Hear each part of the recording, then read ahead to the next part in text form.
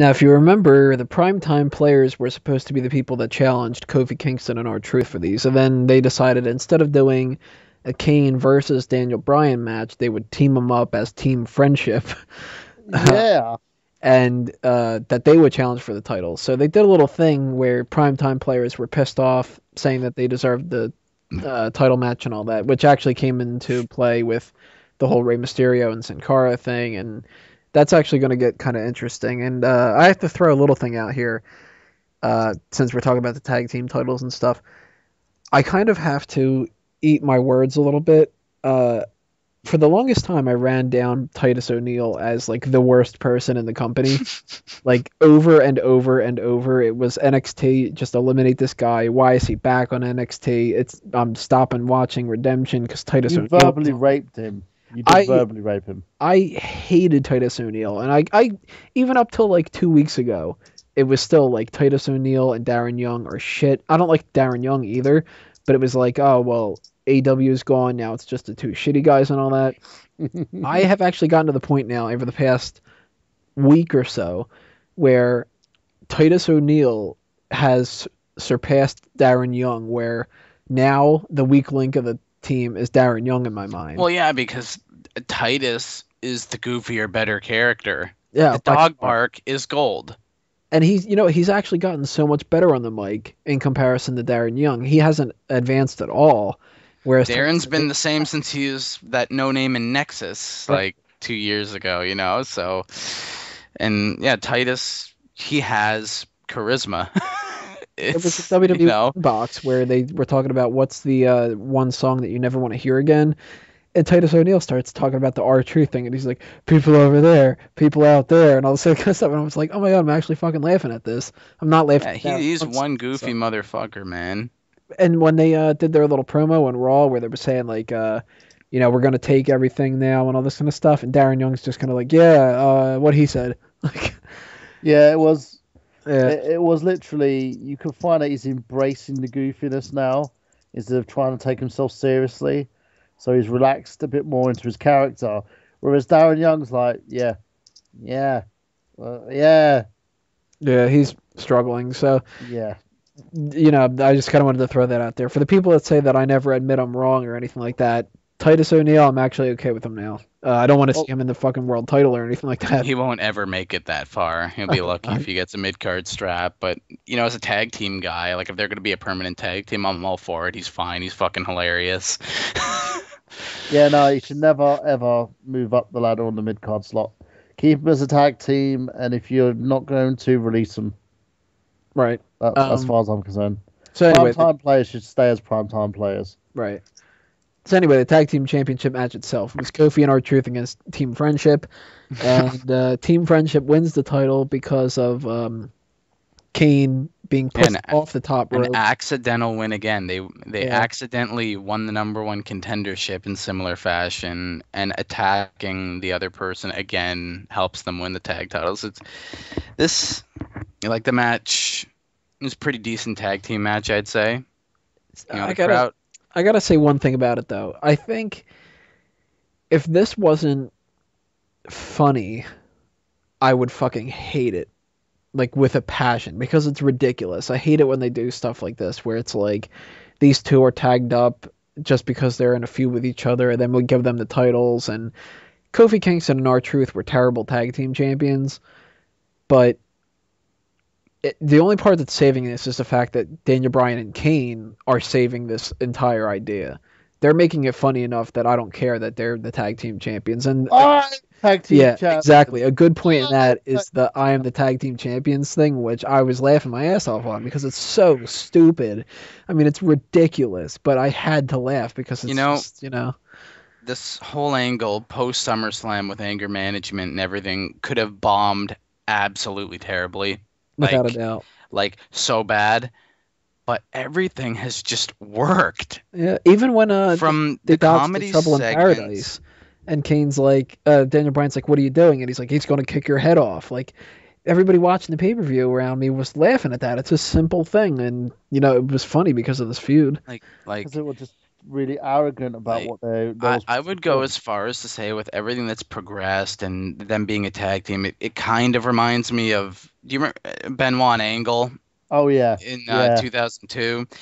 They knew the When they won the prestige of the cup, tag team titles, but they had egos and they clashed all the time. That's what it's kind of yeah. reminding me of. And when they knocked into Stephanie McMahon and she just went Yeah, ballistic. yes, it's kind of like that angle, and you got AJ's the authority figure who's bringing these two together, similar to what Stephanie did with those two, and those two single-handedly are making those belts relevant, Yeah, Yeah, and they they're are. making the division super relevant because the storyline it could have bombed, but it's turning out to be, I would say, and this might be overrating it, but one of the better angles of the whole year. Like yeah. everything has just been gold with these two on television. It's been fantastic. And you know what's good about that storyline is it actually highlights the tag team titles itself, as opposed to Yes. when they tag two people up like a Shawn Michaels and John Cena, or like a John Cena and David Otunga, where it's like, oh well, they don't like each other and now they're the tag champs and then they can lose it next week. This is actually like, you Well, two should work together. You're the tag team champions, and it kind of, and, if they ever do break up, which I'm sure that they will, but then it'll illustrate the point that, well, they couldn't get along and tag team champions should get along. Like our new tag team champions, probably Rey Mysterio and Sin Cara or something like that. And like it'll illustrate that point better, and it'll help the tag team titles out that way instead of just having, you know, uh, Otunga and Cena kind of thing where these two people aren't the tag champs. What are they doing with the titles? Then they'll drop it, and then we'll go to fucking Trevor Murdoch and Lance Cade again. yeah, Well, and what's good about this is that like even though they kind of hate teaming with each other, they both know that they're champions and they say that they're the tag team champion and they care about being champion. Yeah, Even if they're not a fan of their partner, they want to hold on to the gold despite clashing heads, and it's kind of a good conflict of interest, and it adds a lot to the storyline. It's like, do these guys care enough about their titles to kind of work together? And yes, they do, and it's because it's their ego. They want to keep the championship, even if that's they don't like each other. That's kind of the brilliance of it. hmm that's how it works. It's a testament to both guys as well, to Kane and Daniel Bryan. Both these guys are making this work. They're making the title feud work. They're making the characters work. They're making this whole storyline work. And that shows you when sometimes you have bad writing. If you could have two guys that play it off well, it will make the whole situation work best for them. And they're doing it so flawlessly. They've actually taken their characters to another level. They've adapted so well that they're getting praised to no end. Yeah, as I said, it might be overrating it, or you guys could agree, but I would definitely say it's a definite good candidate for best angle of the year. Yeah, I agree. You Definitely a know, Totally agree. possibility. in terms of like writing, execution, everything. It's been done so well. And I really hope I'm not going off too far, but it really does remind me of the whole Angle versus Benoit situation back in 2002 when the WWE Tag Team titles were introduced, which Yeah, and I oddly enough remembered is it. for the championship. You And it know, was hilarious because I was literally pissing myself laughing every time those two would get in the it's match yeah, together. it's a very similar angle, and it's been like a decade since we've seen something like that.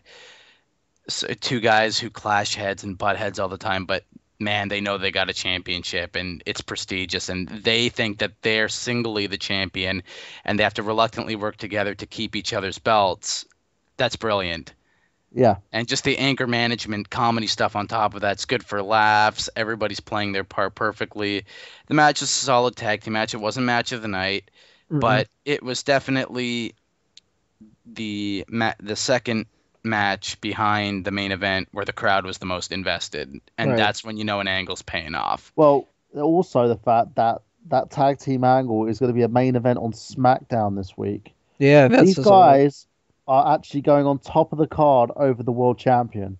That should say a lot to them. Well, yeah, I mean, Well, you can't help it when their world championship WWE sucks. did it to themselves. The world title storyline was dying months ago. I wouldn't be surprised if it's losing viewers. I bet Bryan and Kane with their angle headlining SmackDown, I bet ratings will probably go up. Probably. Yeah, definitely. Their last hour. And something that I wanted to mention that I forgot about, wanted to talk about this in the IC title thing because of Ryback feuding with The Miz. When we were talking about good writing and everything, as bad as the World Heavyweight title situation has been, the anger management stuff's been good. One other thing that I thought went from this is awful to this is hilarious was on Raw this week where they had the Subway segment. And it started off with, oh my god, another fucking Subway thing. Hey, that's Jared from Subway. Let's eat some tuna hoagies and shit. But it instantly turned hilarious to me when fucking Ryback showed up. I thought it was funny when Sandow was ordering his like exquisite hipster sandwich. That was like a step up, and I was like, oh, okay, all right, well that's a little bit better. But then when Ryback popped up, I literally did laugh out loud, and I was just like, oh my god, the feed me more thing, that's perfect. And he grabs 2 sandwiches. And if you know Ryan Reeves' background from Tough Enough and all that, you know, the feed me more thing has basis in reality. So what's the background with that? The Tough Enough season he was on the same season as The Miz. He's Ryan Reeves, basically. He basically tore I think he tore a pectoral muscle or something. Couldn't continue, but they signed him anyway. Yeah, but his backstory, like, while he was on Tough Enough, like, he eats all the goddamn time. Yeah. Like if you the size of him, of course he does. Yeah, I know. Yeah. They just say like Al Snow, who was like one of the trainers on that season, it was the same season with The Miz, said like his appetite's uncanny. He could out eat like every other contestant by a mile. So the whole feed me more thing does have basis in reality. But I thought it was fucking hilarious. I thought that was so good. Yeah, and here's your BLT, stares at him, hands him another sub, and then he just kind of storms off. Brilliant. That second sub, like, fuck it, I'll take the second one. Feed me more. I thought that was great. I just wanted to throw that out there. It was great.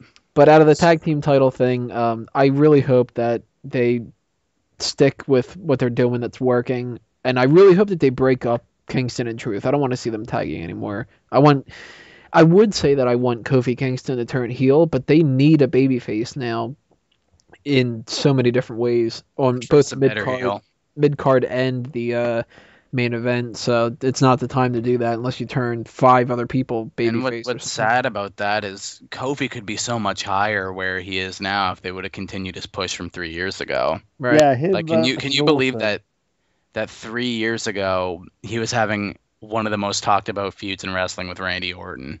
And think about how R-Truth went. R-Truth went from a main event, incredibly entertaining heel to this terrible character. You know, and you can watch that when I've highlighted that on Nerd Genius Rewriting the Book, just to add that little plug out there.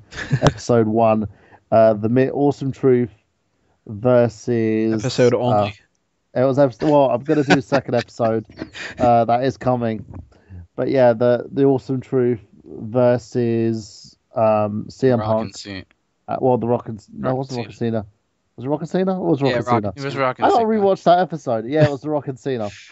But yeah, so watch that. You'll see it. It was excellent, and you can actually see the descent from how R-Truth went from being this big heel to literally getting buried with The Miz.